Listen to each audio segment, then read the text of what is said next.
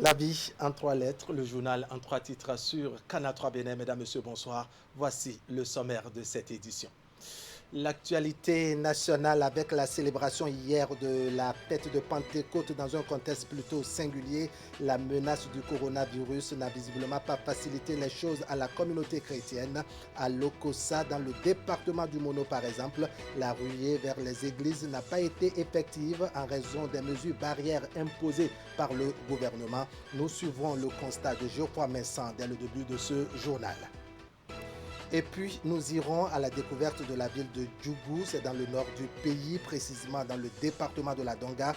Alassane Harouna nous propose l'histoire et la géographie de la cité des Quinzé. Cette grande ville, à la civilisation particulière, a de beaux jours devant elle, autant elle a des défis à relever. Notre reporter nous en dira plus dans un instant. Pendant ce temps, les populations de Boïcon se dessinent le profil type du prochain maire de la ville. L'installation de ce dernier devra intervenir au cours de la semaine, mais déjà les citoyens se montrent exigeants. Ils attendent beaucoup de celui qui viendra diriger leur commune pour les 6 prochaines années. Nous entendrons leurs prévisions avant la fin de ce journal. Voilà pour le sommaire. Bienvenue, bonsoir à tous. Les données ont changé cette année en raison de la menace du coronavirus. Les frères chrétiens n'ont pas pu célébrer la Pentecôte dans les lieux de culte. Hier dimanche, on n'a donc pas enregistré la traditionnelle ruée vers les églises. À Lokossa, par exemple, beaucoup sont restés chez eux pour revivre cette descente du Saint-Esprit sur les disciples de Jésus-Christ. Mais en réalité, pour bien de chrétiens, c'est le lieu qui a changé. L'Éternel est resté le même et il a agi comme il sait bien le faire. Compte rendu, Geoffroy Vincent. La fête de Pentecôte 2020 est vite oubliée par les chrétiens du Bénin, notamment ceux de la Cité de l'Espérance, Lokossa. Ce dimanche 31 mai 2020, jour de Pentecôte, pas de festivités contrairement aux années antérieures. Le respect des mesures de lutte contre la Covid-19 est passé par là. Dans les églises et autres lieux de culte chrétiens, c'est le calme plat. Les portes sont restées fermées. De la Pâque à la Pentecôte, avec 50 jours, nous faisons jeûne et prière les 50 jours. Normalement, aujourd'hui, nous devons couper le jeûne dans la fête. Mais à cause de la situation de la pandémie, nous avons demandé à tous nos fidèles de rester à la maison pour célébrer la Pentecôte. La Pentecôte est une fête chrétienne annuelle qui rappelle la descente du Saint-Esprit sur les 12 apôtres de Jésus-Christ 50 jours après Pâques. La sobriété est la règle partout, même si certains chrétiens ont tenu à marquer la journée d'un caractère spécial. La Pentecôte, c'est notre source. Parce que nous, Église évangélique et pentecôtiste, notre force ne vient que du Saint-Esprit. Et c'est le baptême dans le Saint-Esprit qui fait de nous ce que nous sommes aujourd'hui. La Pentecôte, pour nous, c'est une grande fête. Lorsque vous comptez le nombre de semaines qui a séparé le jour de la fermeture des églises en mars passé et aujourd'hui, ça fait 10 semaines. Le Seigneur sait ce qu'il fait. Si nous faisons 10 semaines à la maison avant de commencer par prier, et c'est tout juste après la Pentecôte, ça veut dire que une nouvelle ère s'ouvre pour l'Église. Tout est grâce, nous bénissons le Seigneur pour cette Pentecôte en confinement. Ça se passe bien dans les familles parce que nous avons pris les dispositions pour quand même garder le contact avec nos fidèles à travers les forums, à travers les réseaux sociaux, à travers le Zoom. On est resté en contact avec les fidèles et la Pentecôte se passe bien dans les familles. Pour moi, je l'ai bien fêté. Avec ma famille, mes enfants, nous avons organisé la prière à la maison.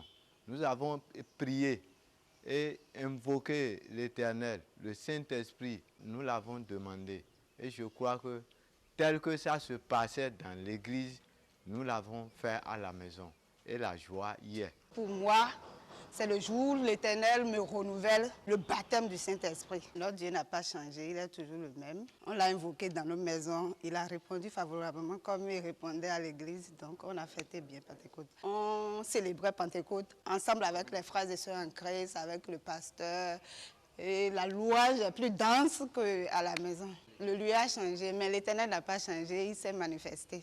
La fête de Novichar, qui a lieu le jour de Pentecôte chaque année, étant annulée, même la ruée vers la station balnéaire de Grand Popo n'a pas eu lieu. Voilà, Geoffroy Vincent de notre antenne régionale Mono Koufo. L'élection des maires dans nos grandes villes n'a visiblement pas fini de nous livrer ses secrets. Le préfet intérimaire du littoral a procédé ce lundi matin à l'installation des membres du conseil communal de Cotonou sans grande surprise. On parle de 49 conseillers au total, dont 30 de l'Union progressiste et 19 du bloc républicain. Mais la désignation du maire n'a pas abouti et pour cause, le parti majoritaire, c'est-à-dire l'Union progressiste, n'a pas présenté de liste. Les préalables ont certainement posé problème et le préfet a reporté la séance à une date ultérieure. On écoute ici les explications de deux conseillers du bloc républicain élus 4 pour de l'Union progressiste. Vous savez que dans la salle, il y a deux partis. Il y a l'UP, il y a le BR. Moi, j'ai conduit les conseillers du BR. Donc nous, on est prêts à voter. On est prêts pour voter. Maintenant, le préfet a bien dit que lui n'a pas reçu la liste de l'UP, donc il attend. S'il n'a pas la liste des candidats majoritaires, on ne peut rien faire. Donc c'est un report et nous allons revenir. C'est à une date ultérieure, le préfet va reconvoquer les distingués conseillers et nous allons revenir, cette fois-ci pour l'élection du bureau exécutif de la ville de Cotonou. Il y a des dysfonctionnements et tout n'est pas prêt. Le préfet nous a informé de ce que la liste n'est pas prête. L'ambiance est très bonne, conviviale, on s'est retrouvés. Vous savez, moi, ce n'est pas ma première fois, c'est la seconde fois que je reviens. Et donc j'ai retrouvé des amis, des vieilles amies. Et j'ai retrouvé de nouveau et c'était vraiment une bonne ambiance. Nous devons travailler là ensemble, parce qu'il n'y a pas de maintenant. Il n'y a plus de temps. On est tous ensemble, on doit réfléchir au développement de la ville de Cotonou. On doit réfléchir pour relever les défis qui sont les nôtres. Que Dieu nous aide, que Dieu nous accompagne et que très prochainement, on se retrouve encore ici pour avancer.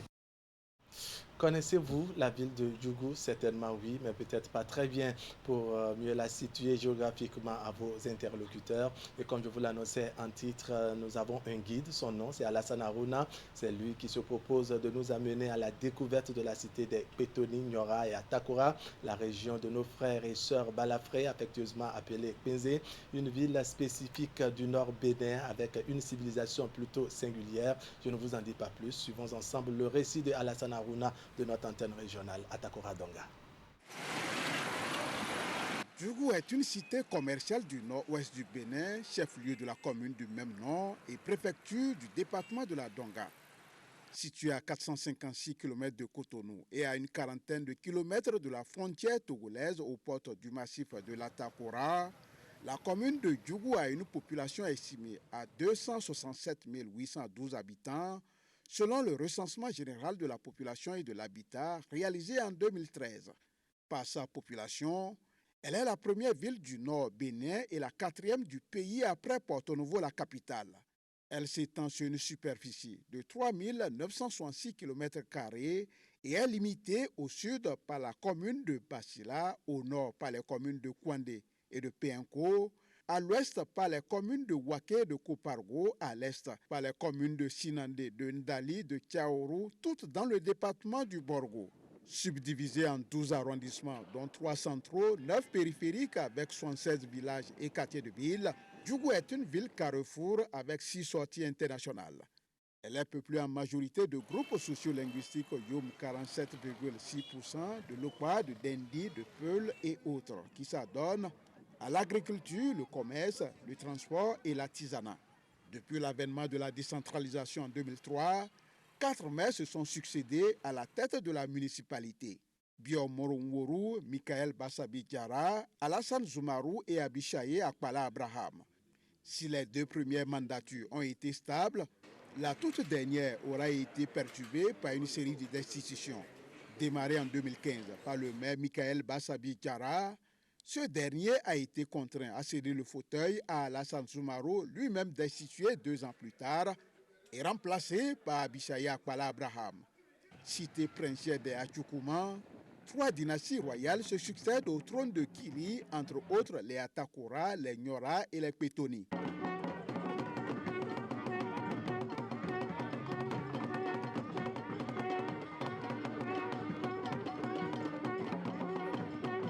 Reconnu pour sa brillante culture du cheval, grande attraction de la fête annuelle de la Gani, ces danses traditionnelles telles le Zolari, le Goumbé et le Aské, puis le palais royal de Kili qui se distingue par son imposante architecture traditionnelle. Djougou est incontestablement la prochaine destination touristique dont rêvent les touristes qui foulent le territoire béninois. Érigé en préfecture depuis 2017, Djougou a encore beaucoup de défis à relever, entre autres l'installation de tous les services déconcentrés de l'État, l'assainissement de la ville, la scolarisation des filles, la lutte contre l'incivisme fiscal et la construction d'un marché régional de type moderne. Des défis que le prochain conseil communal, 4e mandature, qui sera installé le 3 juin 2020, devra relever pour donner à cette ville ses lettres de noblesse. Il faut dire que la ville de Djougou fait objet de toutes les attentions depuis la proclamation des résultats des élections communales et municipales du 17 mai dernier. La cité des Pinzé attend donc la désignation de son maire annoncée pour le 3 juin prochain, une date qui ouvrira sans doute une nouvelle ère sur le développement socio-économique de cette ville carrefour du Nord Bénin. Mais il n'y a pas que Djougou qui attend l'élection de son nouveau maire. Les populations de Boycon aussi ont les yeux braqués sur celui qui sera le prochain patron de l'hôtel de ville de Boycon. Ce dernier, selon le souhait des citoyens, devra s'occuper du foncier, de l'éclairage public, penser à la viabilisation de certains quartiers et à l'accompagnement des femmes exerçant des activités génératrices de revenus dans la ville. Voici une compilation des attentes des populations de la ville de Boycon. Moi, à mon avis, si le nouveau conseil vient, il faut s'occuper de la voie, ouverture de voie, le lotissement, viabilisation des quartiers, l'eau et l'électricité, et souvent le développement. À Boycon, je veux que le nouveau maire n'a qu'à beaucoup aider nos femmes du marché pour qu'ils puissent trouver la paix pour les tickets, pour les dérangements du ticket. Il y a certaines zones là, c'est l'obscurité totale quoi. Ça là, ça ne nous honore pas. Je demanderai aux élus locaux de faire tout possible pour nous éclairer les voies de Boycon. On entend souvent dire que Boycon est la 4e ville du Bénin. Mais moi, j'ai toujours tendance à contester cela. Que les nouvelles autorités prennent leurs responsabilités, c'est-à-dire ils doivent avoir un plan, c'est-à-dire comment travailler, ce qu'ils doivent faire pour nous, ils doivent le savoir. Il ne nous appartient pas de leur dire il faut faire telle ou telle chose.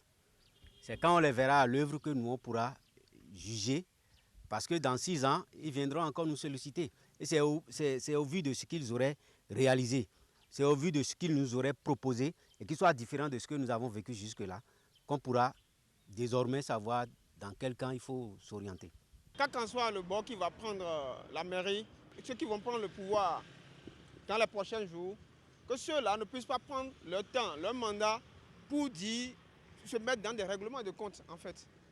De travailler, de montrer aux populations que quand vous avez exprimé vos suffrages, que légitimer, c'est pour travailler, pour le développement effectif de Boycon, et non pour des règlements de compte ou des batailles.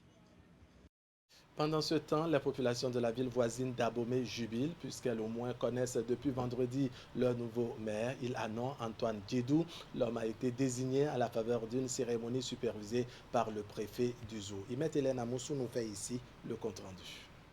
Affluence des grands jours ce vendredi à la mairie d'Abomey. Sur convocation du préfet du département du Zou, les nouveaux élus communaux ont répondu présents à la cérémonie d'installation des membres de l'équipe dirigeante de la ville pour la 4e mandature de l'ère de la décentralisation. Après l'ouverture de la session, les vérifications, de même que les rappels nécessaires, les travaux se sont poursuivis. 1h30 environ après le démarrage, le conseil communal a été installé et sera conduit par Antoine Djedou, élu avec 11 voix pour et 8 contre. Je crois que les uns et les autres ont compris l'enjeu et nous avons pu dégager l'organe dirigeant de ce conseil communal après son installation. Le reste, c'est la place au travail, la place au développement. Je vous annonce officiellement que le maire élu ce jour de la commune d'Abomey s'appelle M. Djedou Antoine. Il est assisté de 2 adjoints. Le premier, c'est Mendéou Gabriel, c'est le PA sortant. Et le deuxième, c'est Mme Laurentine Adossou. Quand le destin écrit quelque chose, rien ne l'efface. Vous savez qu'il y a deux partis qui étaient à l'intérieur tout à l'heure. J'ai dit, il n'y a pas de vainqueur, il n'y a pas de vaincu. Nous devons tous nous unir. Abomey a beaucoup de défis à relever. Et ce n'est pas dans la division que nous allons faire ça. C'est dans l'unité, dans la cohésion, dans la convivialité que nous allons faire ça. La nouvelle équipe va poursuivre les efforts pour continuer à apporter des solutions aux problèmes d'éducation, de santé, de mobilité des populations et les difficultés des jeunes. Mais ce qui est important, c'est la cohésion qu'il faut rechercher au sein du conseil communal pour qu'on puisse finir déjà avec la guéguerre des campagnes et rentrer activement dans la question du développement au niveau local. Je demande maintenant à tout le monde que l'heure du développement a sonné et maintenant c'est le travail. Nous nous mettons au travail tout de suite parce qu'il y a beaucoup de défis à relever à Abomey. L'arrondissement d'Agbokpa est un arrondissement périphérique. C'est un grand défi que nous avons à relever en matière de développement de cet arrondissement-là. 19 au total, les conseillers sont conscients de l'urgence des besoins des administrés. Et dans ce contexte, la cohésion et le consensus sont les deux éléments importants qui vont permettre à l'équipe de relever les défis. La vie reprendra son cours normal dès demain avec bien sûr le respect des gestes barrières contre le coronavirus, maintes fois recommandé. Les recouvrements des factures entre-temps suspendues par la SBE et la SONEB vont donc reprendre de plus belle. À ce niveau, il faut dire que les responsables des associations de défense des droits des consommateurs sont aux aguets. Ils viennent avec des doléances et des suggestions à l'endroit des patrons de la SBE, de la SONEB et du gouvernement. Ils souhaitent tout simplement que la politique de recouvrement en question soit souple pour soulager les clients, c'est-à-dire les populations. On va les écouter au micro Canal 3 Bénin de Idriss Boukari. Plus de 2 mois, les activités n'ont pas tourné. Ce que nous nous proposons, notre souhait et le souhait des consommateurs, c'est que les responsables de la SONEB et de la SBE leur donnent un moratoire. Moratoire allant de 3 à 6 mois. Pourquoi je parle de 3 à 6 mois? Il est vrai que dans les 3 premiers mois, certains vont s'empresser pour payer les factures, ce qu'ils doivent, mais il y a d'autres qui ne pourront pas, dans ce délai de 3 mois, payer tout ce qu'ils doivent en matière de consommation. Et c'est aussi le moment de demander à ces responsables, lorsque dans cette période de moratoire que nous demandons de 3 à 6 mois, il faut écouter ceux-là qui demandent des allègements, des échéanciers pour pouvoir s'acquitter de leurs factures. Au cours d'une émission, le directeur de la communication, au cours d'une émission à laquelle j'ai participé par téléphone, le directeur de la communication de la présidence de la République avait dit que dans les prochaines décisions du gouvernement, on va entendre parler des mesures d'accompagnement, parce que moi j'en ai parlé au cours de l'émission. Il est vrai que le gouvernement n'a encore rien dit par rapport aux mesures d'accompagnement. Maintenant, si ces mesures d'accompagnement viendront après, il va falloir que ces mesures d'accompagnement prennent en compte, a priori, la consommation de l'énergie et aussi de l'eau dans les maisons, un peu partout, pour amener les gens à ne pas être obligés de se surpasser pour pouvoir encore dire qu'ils vont payer tout ce qu'ils doivent dans un délai qu'on ne maîtrise pas encore. Pour nous, aujourd'hui, nous sommes persuadés, ce n'est même pas un doute, que le gouvernement en apprécie toute la portée, que le gouvernement a besoin que les activités reprennent et tout en tenant compte des charges de la SB2E qui vont être là aussi, il faut être objectif et réaliste, permettre aux consommateurs de faire des paiements par tempérance. Parce que je l'ai dit tout à l'heure, les factures vont augmenter. Parce qu'il y aura plus d'activités pour les ménages et tout le monde, les agents économiques et tout. Puisque le slogan a été pendant les campagnes, on veut améliorer les conditions de vie des populations. Si on se met tous d'accord dans cette logique, je suis sûr que le plaidoyer portera au niveau du président de la République, qui restera très sensible à cette requête que nous faisons. Mais quand nous prenons la grille tarifaire de la SBE, il a été prévu quand même une tranche sociale qui concerne tout le monde. Mais là, si l'État veut jouer en tant qu'État et apporter le social et nous accompagner, nous pensons qu'on peut donner cette tranche sociale-là à toutes les populations. Là, on ne dira pas qu'on en a donné plus à à certains et moins à d'autres. La tranche sociale, on connaît le nombre de kilowattheures. On donne à tout le monde. Maintenant, le reste, on verra.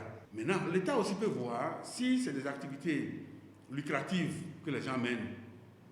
On peut jouer au prorata. Il y a la consommation domestique, il y a la consommation industrielle, il y a les compteurs prépayés. Voilà que des citoyens ont déjà payé au fur et à mesure. Et d'autres ont différé leur paiement. Et quand on veut parler de social, doit-on s'occuper seulement de ceux qui ont des ardoises et laisser tomber ceux qui ont payé? Au fur et à mesure, il y aura une injustice qui pourra s'établir. Donc c'est en cela qu'on doit beaucoup réfléchir avant de trouver la formule qui pourrait contenter tout le monde à la fois.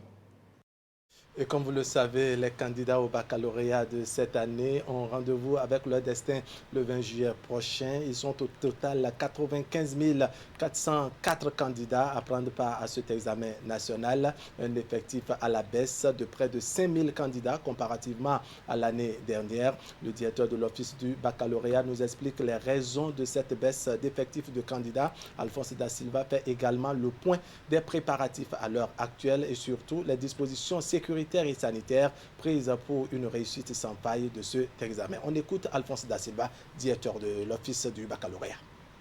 Nous avons terminé la première phase, celle des épreuves, du tirage des épreuves et de leur mise en enveloppe. Tout ça s'est terminé déjà.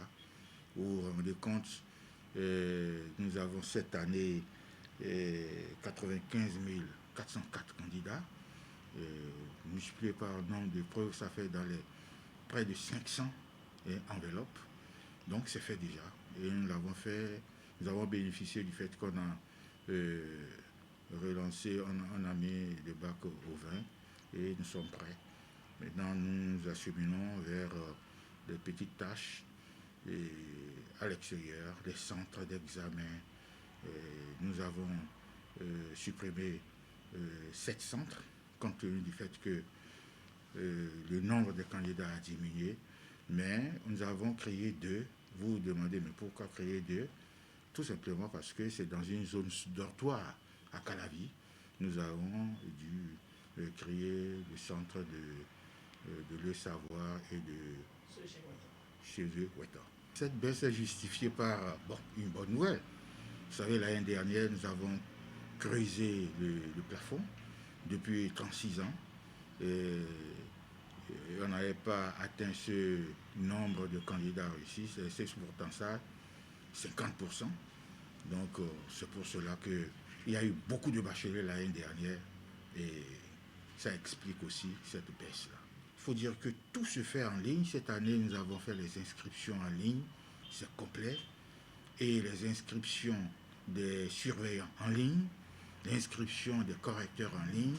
Et présentement se déroule même la phase d'harmonisation et concernant les surveillants et les correcteurs. J'étais en tournée la semaine dernière. Tout se passe bien, que ce soit à Natitengo, à Djougou, à Parakou et dans les autres départements, dans le Mono, Koufo, Zou. Tout se passe plutôt bien.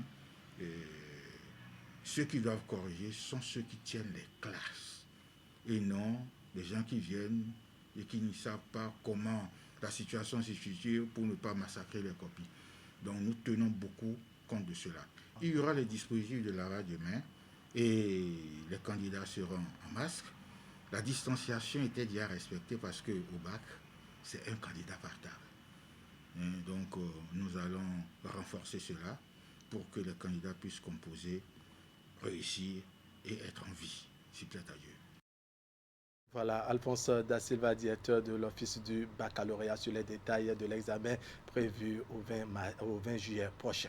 Nous sommes le 1er juin aujourd'hui et c'est la journée internationale de l'arbre. On va s'intéresser dans cet élément à la richesse et aux potentialités de l'arbre. C'est Ibeth Hélène Amoussou qui va nous aider dans cet exercice. Reportage. Présent dans plusieurs domaines de la vie, l'arbre revêt une importance capitale pour l'homme, matière première pour certains, élément de substitution pour d'autres. L'arbre et ses produits dérivés interviennent dans les activités d'ameublement, de maçonnerie, de construction, de production agricole, de thérapies diverses et bien d'autres. Même quand il n'est pas directement lié à l'activité professionnelle de l'individu, il intervient dans la purification de l'air inspiré au quotidien. Aujourd'hui, nous sommes en train de vivre un phénomène climatique. On parle d'effet de serre, réchauffement climatique, la rareté des pluies, tout ça, c'est beaucoup de facteurs. Mais l'élément principal, c'est la destruction du couvert végétal. Dans quelle maison vous n'allez pas trouver de meubles? La médecine se fonde sur la végétation, l'arbre donc. En Afrique, particulièrement au Bénin, nous aimons faire ce qu'on appelle les feux de bois pour cuisiner. Le bois a une importance transversale dans la vie. Tout être humain en dehors du gouvernement doit s'approprier aussi cet exercice de reboisement. Et ça doit se faire au quotidien. Puisque nous n'allons pas attendre par exemple le 1er juin pour le faire. Non, nous devons le faire chaque fois que nous avons l'occasion et l'entretenir. Parce que le tout ne suffit pas de dire, bon, c'est 1er juin, on a planté. On peut planter bel et bien en janvier. Il faut que à chaque occasion, à l'inscription par exemple des élèves, pourquoi ne pas planter un arbre? À la naissance de chaque enfant, pourquoi ne pas le faire? Voyez, non? À chaque destruction, il faut forcément planter, le remplacer. Nous prenons le cas des forestiers. Ils ne devaient pas être les seuls. Parce que notre système éducatif ne nous permet pas de voir, par exemple, que l'arbre est très important pour pouvoir donc accompagner ces forestiers qui se gênent sans suite. Ressources ligneuses et donc richesse matérielle. Les arbres font partie de la catégorie des végétaux supérieurs. Ils possèdent distinctement des racines, une tige et des feuilles. Les calibres des racines sont variables et les feuilles multiformes. La tige ou le tronc pour certaines espèces peut avoir une circonférence variable et une taille mesurable en centimètres ou en mètres. Comme les autres êtres vivants, l'arbre connaît un cycle de vie immuable, à savoir la germination, la croissance, la dégénérescence et la mort. Pour parvenir à l'état de maturité, l'arbre, qu'il soit ornemental, fruitier ou d'espèces ligneuses, requiert beaucoup de soins pour se développer. L'arbre nous apporte l'ombrage. L'arbre, lorsque c'est un fruitier, ça nous donne des fruits.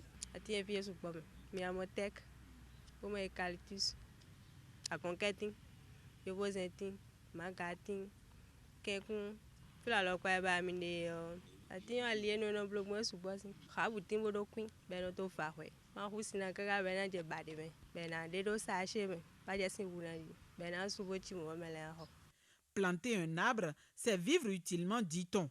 En prendre soin serait donc donner à l'humanité ses innombrables bienfaits. Tout individu peut planter et protéger un arbre. Dans le suivi de la croissance du végétal, les agents des eaux et forêts sont utiles pour de bons conseils. Merci, Maître Hélène Amousso, pour ce cours magistral sur l'arbre et son importance.